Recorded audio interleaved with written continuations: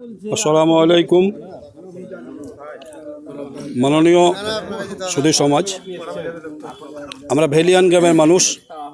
এখানে ভেলিয়ানের আমার এক ভাতিজা কদম বলে এই মাদ্রাসা প্রতিষ্ঠিত করেছেন সকলের জন্য। এককালীন এই বানাতের জন্য আমাদেরকে ইসলামপুর যেতে হতো, সেটা এখন আর যেতে হবে না। শ্রীপুর অর্থাৎ তকিপুর স্টেশনের দক্ষিণ এবং যে রোডটা বিসর্গ আছে তার পূর্ব দিকে মেন রাস্তার ওপরে এই মাদ্রাসা প্রতিষ্ঠিত। আমাদের ছেলে মেয়ের জন্য অত্যন্ত প্রয়োজন। আর্থিক সহযোগিতার জন্য এটা পিছিয়ে আছে।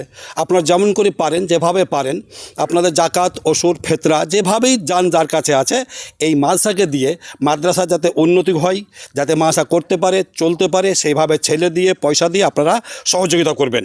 এই মাদ্রাসাটার এত প্রয়োজন ছিল, যেদিন চালু হবে সেদিন বুঝতে পারবেন যে এই মাদ্রাসার এখানে কত প্রয়োজন ছিল।